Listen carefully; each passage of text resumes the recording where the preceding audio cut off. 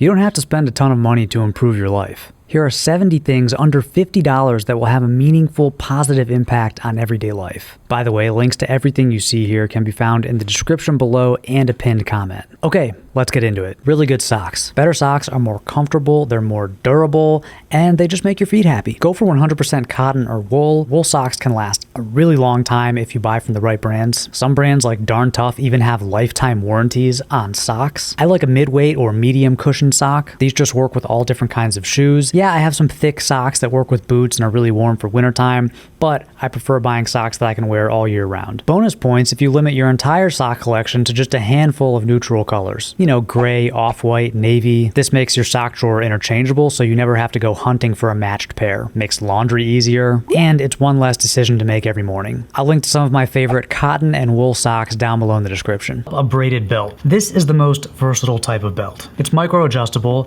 it goes with any casual outfit, and it lasts forever. Plus, many braided belts these days have a bit of stretch built in. If you buy one in tan or navy or gray, you can wear it with pretty much any pair of pants. It also goes with any shoes and any other accessories. If you get yourself a braided belt and maybe one leather belt, that's all the belt you'll ever need. Uniqlo Supima cotton t-shirts. I still struggle to find a t-shirt that works better for my build and that offers better value for the money than the Uniqlo Supima cotton crewneck tee. This is a size extra small, but I can wear a small too. This was like $20. I think now they're $25, but they're often on sale. This one is like 4 or 5 years old and I still wear it. It's 100% Pima cotton. It shrinks a little bit, but not too much. You could throw them in the dryer, or if you want them to last a little longer, air dry them. It's my go-to t-shirt, but of course Uniqlo makes a bunch of different t-shirt styles. I made a video comparing all of them, so go check that out. Premium quality underwear. If you're used to paying $15 for a multi-pack of boxers, then like $15 or $20 for one pair might seem expensive. And yeah, it's pricey for underwear, but the actual dollar amount isn't that much. It's like one fancy cocktail or 3 lattes or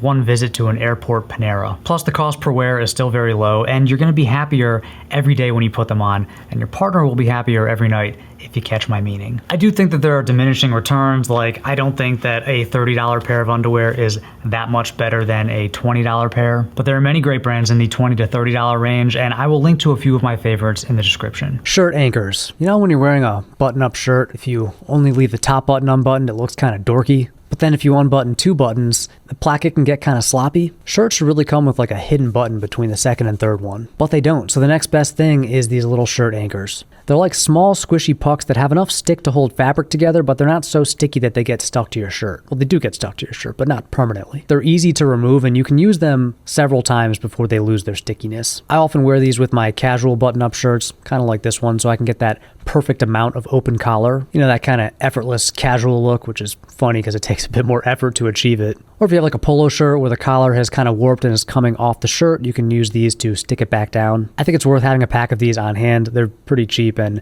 one pack will last you several years. I'll link to these in a pinned comment. Citrus squeezer. If you cook a lot or you like to make citrusy drinks at home like cocktails or lemon water, one of these little things will save your hands and they'll help you get every last drop out of your lemon or lime. If you use a squeezer for cooking, it will help keep the seeds out of your food. We have an orange tree in our yard, so during a certain time of year, we're squeezing fresh OJ like every day. These little squeezers are so worth the money. We have 2 in different sizes and I use them both regularly.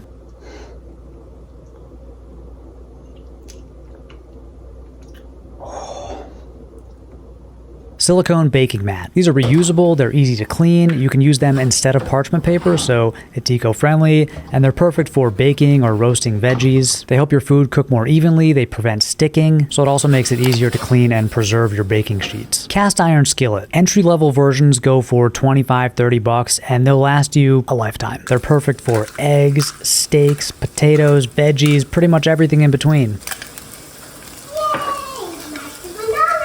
Sure, cast iron is a little bit higher maintenance than a non-stick. You gotta season it and clean it properly, but it's so worth the little bit of extra effort. And you really don't have to go high-end. Get one from Lodge. They're made in the USA. They start at $20. If you haven't yet joined the cast iron revolution, this is your sign. To-go Tupperware set. You know some restaurants have like really nice to-go containers? Just buy a pack for yourself. These are great when you're having people over for dinner. You can send everyone home with a little to-go package without sacrificing your actual good Tupperware, because you know it's never going to make its way back to you. You can also bring these when you go to someone else's house. People always want to give you food when you're leaving, so just bring your own Tupperware so you don't have to use theirs. You can also use these to freeze food that might be wasted. Of course, there are non-plastic versions if you don't want to use plastic. I personally don't mind. Super cheap. I think it's worth having just one set. You know what I enjoy? Hot food. You know what I don't enjoy? Cleaning the microwave. For some reason, certain foods splatter all over the place when you heat them up. Looking at you, lasagna, and one incident can just wreck the inside of your microwave. The solution? Microwave-safe bowl covers. These are cheap and effective. You can get a multi-pack with a few different sizes. They also double as lids, so you can basically turn any bowl into Tupperware. If you take one thing away from this video, it should be microwavable bowl covers. Please keep watching. Milk foamer. When my father-in-law comes to visit, he brings this fancy espresso machine and makes these incredible vanilla lattes with lavender and sometimes a bit of Kahlua. But most days, I don't have time for all that. I need to mainline that caffeine straight into the bloodstream. So we use a regular old drip coffee maker. It's actually just fine. Now, I don't drink it black because I'm not cool or manly. So at the very least, I'll put some cream in there, maybe a little vanilla syrup if I'm feeling kind of wild. My diet starts tomorrow. And some mornings, I will use our milk foamer to transform a regular cup of joe into a cafe latte. It really does change the texture and the taste in a good way, and it just makes the drink a little more special. By the way, if you're a single guy and you're making a special someone a cup of coffee in the morning, use a milk foamer and sprinkle some cinnamon or chocolate on top. Then go iron your best shirt because she's going to want you to meet her parents. Cutting boards. I don't know why, but these are the best cutting boards. Like, yeah, wooden cutting boards are cool, but they're also heavy, thick, less durable, higher maintenance, less sanitary, and let's be honest, they take forever to dry. But these little Emeco TPU cutting boards, they're thin, easy to clean, extremely durable, and they dry quickly. We have 3 of them, small, medium, and large, but you could totally get away with just having the one medium size. I use these multiple times every day. Slicing an avocado, taking a hot Eggo out of the toaster oven, quartering grapes so it takes my 1-year-old longer to eat them and I can finally enjoy my breakfast in relative peace and quiet. Also so she doesn't choke. I'm telling you, these are the best cutting boards. Just grab them. Food thermometer. I don't really enjoy cooking. I'm not very good at it. It kind of stresses me out. Luckily, my wife is a great cook and she regularly whips up tasty meals for the whole fam. But on occasion, I will man the grill. Nothing crazy, just simple stuff like chicken thighs and grilled veggies. I used to stress about under or overcooking things. Classic grilling amateur, I would try to kind of eyeball it or just like cut the steak open a little bit and check it. I started using a food thermometer and it's so much easier. You can use these on anything, you know, food, liquid, people. The best thing is there's no more stress about ruining a steak or undercooking chicken. If you don't already have one of these, it's kind of a no-brainer purchase. I'll link to this one down below in the description. OXO Grill Tools. Speaking of grilling, after using cheaper grill tongs and a spatula for a long time, I upgraded to these higher quality ones from OXO. This isn't sponsored or anything, but I have to say, OXO is one of those brands that just doesn't miss. I've never been disappointed with anything I got from them. Yes, their stuff is slightly more expensive, but it's still pretty affordable. This 2-pack grill tool set comes with a heavy-duty stainless steel turner and tongs. They're both grippy, heavy, long enough to keep your hands out of the heat, and easy to clean. It's $23 well spent. Syrup dispenser. We go through a lot of maple syrup in our household. I won't tell you how much because my wife will be embarrassed, but it's gallons. I'd like to blame this all on the 3-year-old, but honestly, I'm part of the problem. Actually, if you could click on some of my affiliate links down in the description, that would really help out because maple syrup is expensive. The thing is, most maple syrup comes in a cool looking, but totally impractical glass bottle. It's hard to pour the right amount, and no matter how careful you are, it drips down the side and creates a sticky mess that just gets worse over time. The solution is a restaurant-style dispenser. This produces a neat, controlled syrup stream without any sticky residue. So if you also live in a pancake-heavy household, I highly recommend picking one of these up. And yes, I did take that shot of syrup. Dish brush. Here's a hot take. Brushes are better than sponges. I do a lot of dishes. In our household, I'm the go-to kitchen cleanup guy. My wife cooks, I clean. I used to hate washing dishes back when I thought you had to use a disgusting sponge. But then I discovered the dish brush and everything changed. Paid off my debt. I got in the best shape of my life. I met my dream gal, and I actually started enjoying keeping the kitchen tidy. Brushes stay cleaner than sponges. They last longer. You can just put them in the dishwasher. I think they're more effective too. I like these Joseph brushes that you can hang on the edge of your sink. Classic Amazon brand, by the way, Joseph. But despite the goofy name, they're the best ones I've found and I've tried a bunch. Links below in the description. Dish soap. Yeah, you're watching a guy talk about soap. You know, most dish soap has that little cap on top and it gets all gunky with like half-dried soap. Believe it or not, there's a better design now. They make these no-mess bottles that sit with the opening on the bottom and you just squeeze the whole bottle to dispense the soap. It's faster and cleaner, and they're the same price as the regular bottles. I genuinely love that there's someone out there dedicating their life and career to innovating on the dish soap bottle. It's the tiny upgrades in life, you know? Lacrosse Ball, basically a poor man's massage therapist. Roll it under your feet or under your shoulder blades, anywhere that you're feeling a bit tight. It hurts so good, and I think it's more effective than a foam roller because you can really get it in these little tight spaces. It's also cheaper. You can get one of these for just a few dollars. You know, you can get a couple of them, keep one in your bedroom so you can use it before bed, put one in your gym bag so you can use it during warm-up or cool down, keep one at the office. Lacrosse Ball. Better moisturizer. Almost everyone could benefit from using moisturizer on their face, but you gotta get the right kind. Go with a clean moisturizer, you know, unscented, minimal ingredients, look for sensitive skin on the label, even if you think you don't have sensitive skin. Your face is gonna feel better and you won't smell like a Bed Bath & Beyond. Bonus points for using a moisturizer with a bit of sun protection built in. SPF is the best anti-aging ingredient. I'll link to my favorite brand down below in the description and a pinned comment. An electric toothbrush. I was late to the electric toothbrush game, but now that I've been using one for a few years, I could never go back. The main benefit of an electric toothbrush, according to data, is that when you use one, you tend to brush your teeth for longer. That's because most of them have a 2-minute timer built in. With a manual toothbrush, almost no one actually brushes for a full 2 minutes. Given that electric toothbrushes are so affordable now, you can get a good one for like 20 or 30 bucks. There's no reason not to use one. On a related note, pick-style flossers. I could never get into the habit of flossing every night, mostly because I don't like using the string floss. Once I switched to the pick-style flossers, the habit stuck. I floss every single night, no exceptions, even when I'm traveling. And I know these aren't as effective as the string floss, but it's way better than just not flossing. Also, with the right technique, they do work really well. I've talked to dentists and hygienists about this. Since switching to an electric toothbrush, using these flossers, and also using a fluoride mouthwash, I just don't get cavities anymore, and I used to get them all the time. An electric shaver. Speaking of efficient grooming, I switched to an electric shaver a few years ago and haven't looked back. Now, I forgot to shave this morning. A little scruffy, a little unkempt looking, probably not the best person to be promoting the electric shaver right now, but the show must go on. Here's the thing, with the electric shaver, your shave is not gonna be as close, so you have to shave more often, but it is so quick and easy, and I also find the electric shaver to be pretty gentle on my skin. And you don't need to buy a $200 fancy one. You can get a really nice one for under $50. I've been using the same one for like, I want to say 5 or 6 years now, and it works just fine. I'll drop a couple links in the description. Adapalene Gel. Now, I made a whole video about the benefits of using topical retinoids, so I recommend checking that out if you're not happy with how your skin looks. Long story short, this $10 tube of Adapalene Gel has had a bigger impact on my skin than any other skincare product I've ever tried. I'm talking clearer, younger looking skin, especially if you're prone to acne breakouts. I used to get pretty bad acne and I just don't anymore. If you don't have acne, you can just try a regular retinol cream. You don't need the Adapalene Gel, but either way, you don't have to get like the fancy designer brands. You can just get the generic retinol or Adapalene and it works. High quality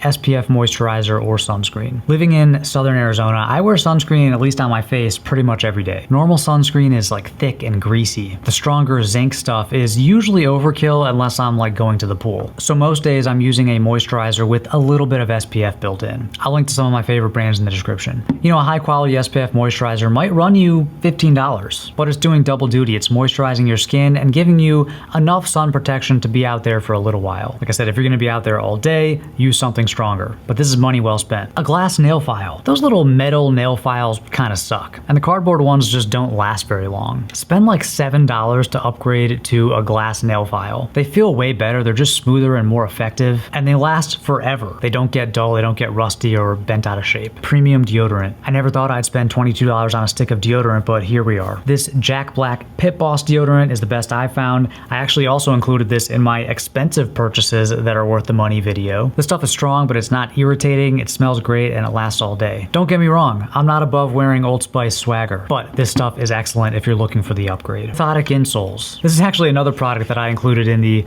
expensive purchases video because they are kind of expensive. Like if you spend $40 or $50 on a pair of insoles, you're like, yeah, that could just go to a new pair of shoes. But these are a great way to get more out of the shoes that you already own. Like especially if you have a pair of shoes that used to be comfortable, but maybe they're not great anymore, maybe they changed or your feet changed. Before you replace them, try insoles. Recently, I've made a couple videos about trying to find comfortable shoes, so you can go check those out. And I will keep testing out new shoe brands to try to find comfortable and stylish enough options. But I also use these orthotic insoles. I've tried a bunch. I like these Power Steps. I also like the Superfeet medium arch cushion insoles. But honestly, I recommend going to a store and trying out a bunch of them because all of our feet are different and it's pretty subjective. Either way, I do think it's worth spending $30 or $40 to ease pain and avoid long-term health issues. In the same vein, house slippers. I try not to wear shoes inside, at least on the carpet, but I do like a little bit of cushion underfoot. I don't really like walking around in bare feet, especially on like hard tile flooring. And during the cooler months, I like a bit of extra warmth. House slippers take care of all of that. These are actually from Geesewine. These are not under $50. These are like high-end house slippers, but there are so many options in the more affordable price range. I'll link to a few of my favorites in the description. But if you don't have a pair of house slippers, I highly recommend them. Night lights. Yeah, night lights, like the ones for little kids' bedrooms. These things are so underrated. I bought a 4-pack of these little light sensing LED ones, which came out to less than $4 per light. You plug them in and they come on automatically when it gets dark. I put them in the bathrooms and hallways, one in the kitchen, so there's just like a dim ambient light at nighttime. It adds a pleasant ambient feel to your home,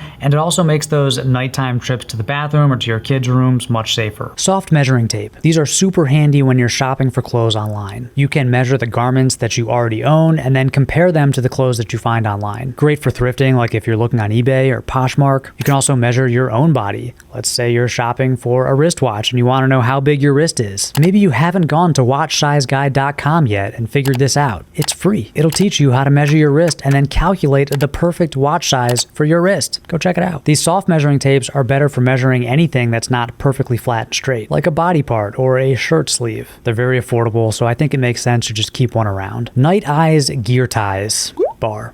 These are kind of like reusable zip ties, but I think they're better because they're easier to use. They're perfect for organizing cables or keeping stuff bundled up. They're flexible, durable, kind of addictive once you start using them. I keep finding new use cases for these things. And they're cheap too, so just buy a variety pack with different sizes and thank me later. Small pliers. I like a needle nose or lineman style. I think 7 inches is the most versatile size. You'll be surprised how often you reach for these. These are great for small fixes like pulling nails or opening impossible packaging, unscrewing something that's too tight. Out of all the tools in my toolbox, I find myself reaching for these most often. A battery organizer. This is a good one for parents because try as you might to avoid them, when you have young kids, you're going to end up with a bunch of little battery-powered devices.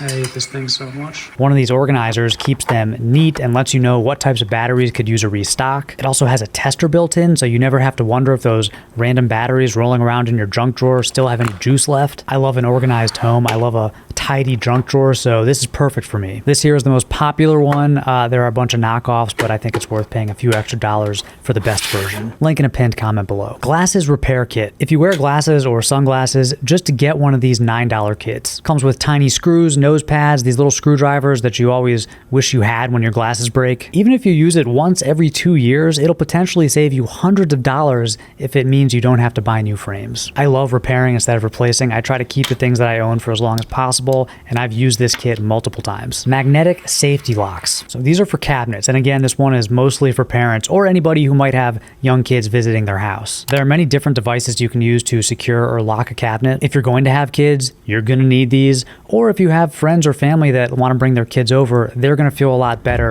if you have these installed. You don't need them everywhere, but we all have that cabinet under the sink with a bunch of random chemicals. It's best if small kids can't open it. I've tried a bunch of different versions of these locks, and the magnet ones are the best. It is a very clever mechanism. You just use this magnet to unlock the lock, and then it locks again automatically, and then you can actually store the magnet like under a cabinet or on your fridge, so it's always close by, but it's too high up for little kids to reach. These are really easy to install. There's no drilling required. They just stick, and they're invisible from the outside. See-through storage bins. Unless you live somewhere like Southern California where the weather never changes, chances are you probably have some clothes that you only wear during fall and winter, and then other clothes that you wear during spring and summer. I like to store unused clothing, footwear, silverware, and accessories in clear plastic bins that slide right under the bed. This is unused space, and honestly, they totally disappear. Like, you can't even see them when you're standing up looking at the bed. They don't add any visual or mental clutter to your life. Plus, if you get the clear ones, you can easily see what's inside each bin. I recommend the kind of long, flat ones because you can stack them up if your bed is high enough. These things are great. Next up, good matching hangers. Your hanger collection might look like this. You know, you have some from the dry cleaners and then some plastic ones left over from college and then, you know, a couple of nicer ones. But a nice set of good matching wooden hangers is just so satisfying. At the very least, you want to avoid using those wire hangers that you get from the dry cleaners. They're really bad for your clothes. Upgrade to plastic, or better yet, wood. For your jackets and coats, you can get those thicker wooden hangers with the curved shoulders. You can get some clip style hangers for your pants. For everything else, I pretty much just use these basic wooden hangers, and they're not even that much more expensive than the plastic ones. There's something about having matching hangers and the right hanger style for each type of garment. It's just so easy on the eyes, you know? Flat extension cords. You know when you plug something in behind a piece of furniture and you can't really push the furniture all the way up against the wall anymore because you feel like you're gonna damage the cord? Yeah, I hate that. That's why these extension cords with the flat plugs make so much sense.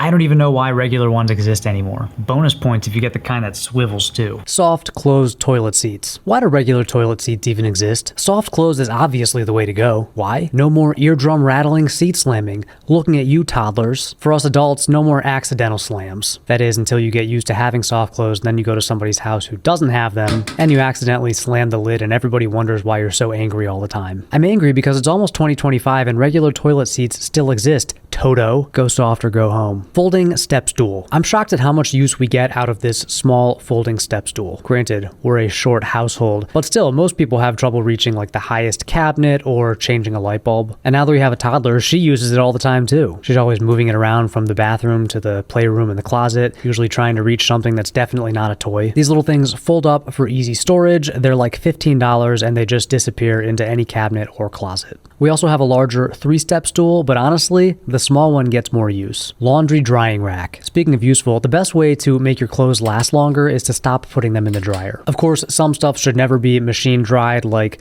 100% wool sweaters or raw denim jeans, but even cotton tees and socks won't last as long if you dry them regularly. You know all of that lint that your dryer collects? That's just fibers from your clothes.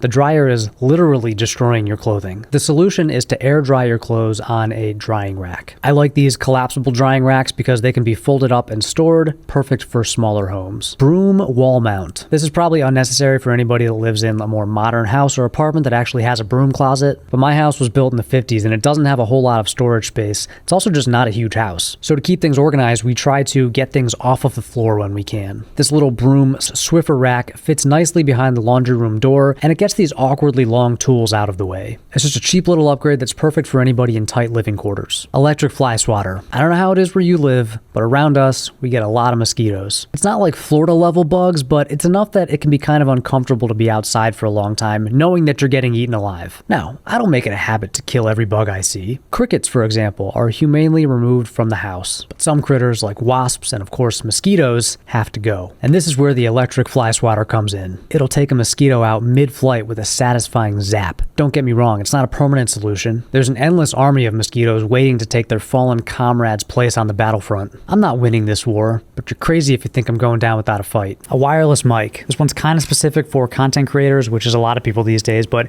it could be useful for people who are taking meetings on their phone. If you ever record anything on your phone, you know, YouTube videos or interviews, whatever, these are a game changer for audio quality. So it's just the phone microphone, no external mic. This is how the audio sounds. Not bad, passable, not exactly professional. Now I'm gonna plug the mic in. And this is the audio with the mic. So I'm just kind of holding it in the vicinity of my mouth. You could clip it onto your shirt or your hat, jacket, tie, whatever. It sounds a lot more professional. It eliminates a lot of that background noise, and it just gives you a deeper, clearer signal. It just makes your content feel more polished and professional. You know, people can tolerate lower quality video, but bad audio is very hard to listen to. Entry-level wireless mics for your phone start at like 25, 30 bucks. These are more than good enough for most people. If you spend a little more, like maybe $70 or $80, you can get a really really good one. I'll link to these exact ones down below in the description. Longer charging cables. Why are the default phone charging cables so short? Get a 6 or 10 footer and thank me later. I've been liking these heavy duty ones from a brand called Static, but even a cheap one is a small upgrade that will make charging your phone much less annoying. 360 magnet charging cables. Have you seen these? Have you heard about these? This brand Static makes these magnetic swivel charging cables. Basically, you plug in whatever tip you need, Lightning or USB-C, and then you use these 360 cables to quickly connect any device. The cool thing is if you have multiple devices, even with different inputs, you can use the same cable. You just pop it off one device, like an Apple trackpad that has a Lightning port, and snap it onto another device, like a Switch controller that uses USB-C. It's pretty cool. Like I can just have one cable on my desk that can be used to charge multiple devices with different inputs. You could use these on your phone too. You just leave the tip inserted, and then you replace your regular charging cables with these static cables. An added benefit is it actually stops your phone's port from collecting dust. It also sort of acts like Apple's MagSafe plug, so if the cord is pulled, it'll just disconnect the magnet versus pulling your device like off the counter. I don't put these in the must-have category, it's just kind of a fun little upgrade to charging cables. A durable waterproof watch. I'm talking a cheap Casio, under 25 bucks. Something reliable for workouts and beach days or when you don't want to risk wearing your nicer watch. These are super affordable, they're basically indestructible. It's like a G-Shock for a fifth of the price. I have a few watches, including a couple of nicer ones, but I find myself reaching for these little Casios all the time, especially during summer when we're going to the pool a lot. $25 well spent. Keychain pocket clip. This keeps your keys in place so they're not bouncing around or creating an awkward bulge in your pocket. Yeah, those unorganized keys, or you're just happy to see me. I've tried a bunch of different key organizers and carabiners. This clip style carabiner is the best thing that I've found so far. It's titanium, so it's really lightweight but very durable. You can go check out my latest EDC video for details, but this is the clip that I'm still using. I'll link the exact one down below in the description. A tiny knife. I never carry like a big EDC knife because I never need one, and I feel like it just takes up a lot of space in my pocket. I mean, even like these knives from Wesson and Kershaw, like they're cool. I keep them in my desk. I'll use them to open packages for unboxing videos and stuff, but I won't actually carry them in my pocket. But a tiny knife, especially one that fits on your keychain, that just makes sense. I mostly use it like just for opening packages, cutting the occasional loose thread, or cutting athletic tape, and other minor laceration related tasks. This Spyderco Bug is the smallest one that I've found. It's pretty cheap and it's served me well for years. Great little knife. A small flashlight comes in very handy. I know that our phones have flashlights and for quick tasks they work just fine, but I found myself using like a dedicated flashlight somewhat often. If you get one like this, like you can clip it onto your hat or your shirt or a stroller. So if I'm going for a nighttime walk, I'll take this along. Plus this one just takes a AAA battery, so it lasts forever. You never have to recharge it. It's way brighter than the flashlight on your phone. It's also just really durable. You can drop it, you can get it wet. Actually, I don't know if you can get this wet. I think you can. Anyway, in a world where our phone kind of does everything, but not everything well, I find that it's kind of nice to have a dedicated tool like this little flashlight. A compact umbrella. When it comes to umbrellas, I think that portability trumps size. Because even if you have a really big umbrella, it's still kind of a pain to fit more than one person under it. I like a small, portable, but high quality umbrella. You don't want a cheap, flimsy one that's gonna turn inside out when the wind picks up. I keep this Totes Titan compact umbrella in my car, so I'm never caught without it if an unexpected storm comes in. Bad luck.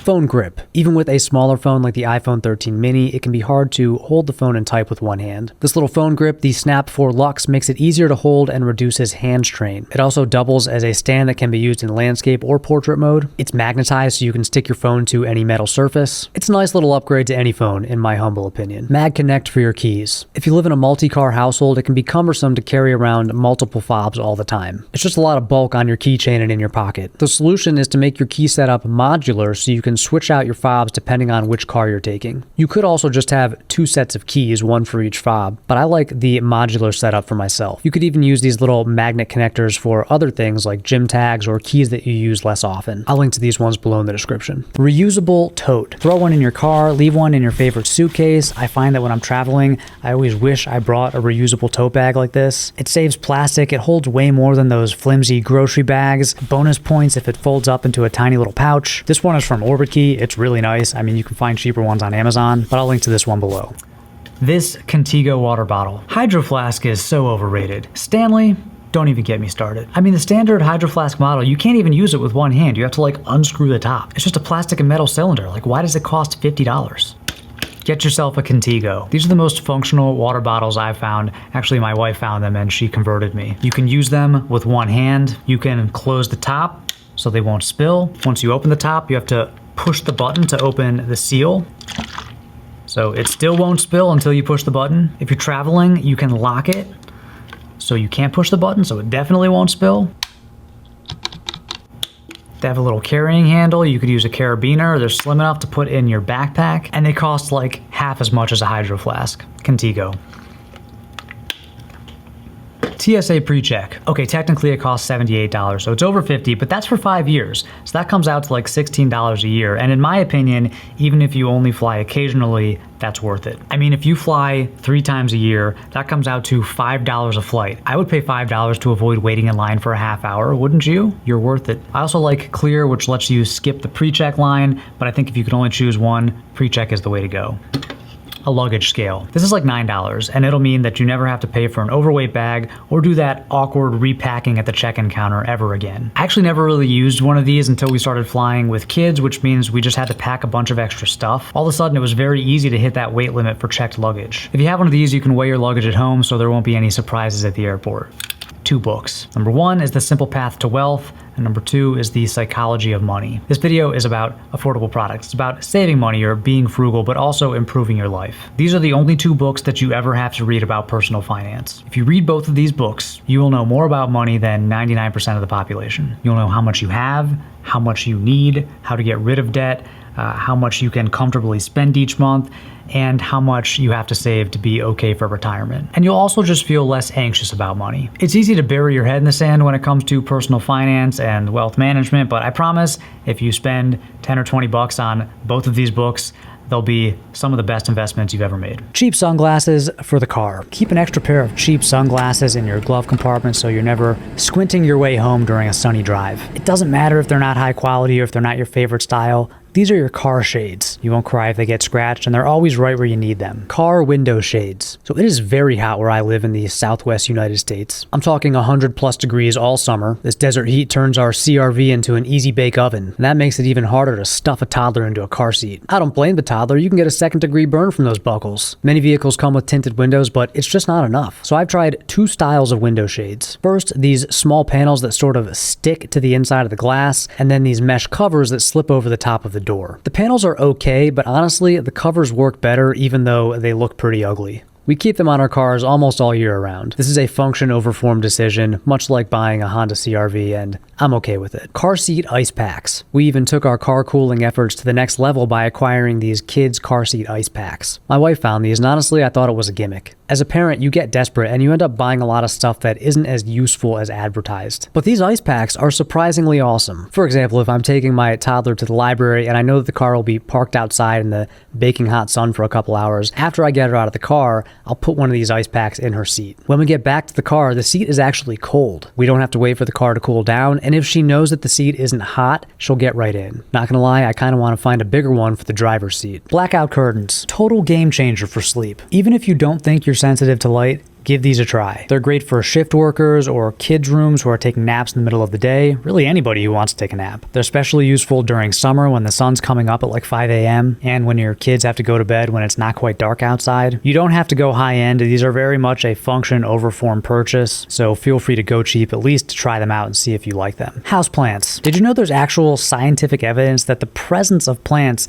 can improve blood pressure and academic achievement and attention? That's crazy. They also just look nice. Any room in your house can be improved by simply adding a plant or 3. Try a snake plant like the one I have back here, or a pothos. Both are hard to kill, don't need a ton of light, and look great. You can get these for like 10, 15 bucks at your local hardware store or nursery. You can even buy plants online now. Seriously, it's like the easiest, cheapest home upgrade in the world. Eye mask. You probably don't have to buy one of these. You've probably gotten some free ones from stays at hotels or long flights. I recommend using them, especially during summer when the sunlight tends to creep into your windows at like 5 a.m. Seriously, these really work. Even if I don't think they're gonna work, they always help me sleep in a bit. It's really the only way I can go back to sleep after an early, unexpected wake up. If you don't have an eye mask, I'll link to a really good one down below in the description. Finally, earplugs. If you really want to supercharge your sleep, combine that eye mask with a good set of earplugs. I've never gone hunting. I really have no desire to kill an animal, except birds. When it's 4:30 a.m. and this mockingbird is going absolutely ham outside my bedroom window, sounding like an aftermarket car alarm from the mid-90s, I've seriously considered purchasing a firearm. Instead, I pop in a set of earplugs, put on my eye mask, and go back to sleep. Earplugs are a lifesaver for anybody with small kids or light sleepers. There are a few different kinds. I'll link to the ones that I like down below. If you enjoyed this list, be sure to hit the like button, maybe share this video with a friend, and subscribe for more content like this. Thank you for watching,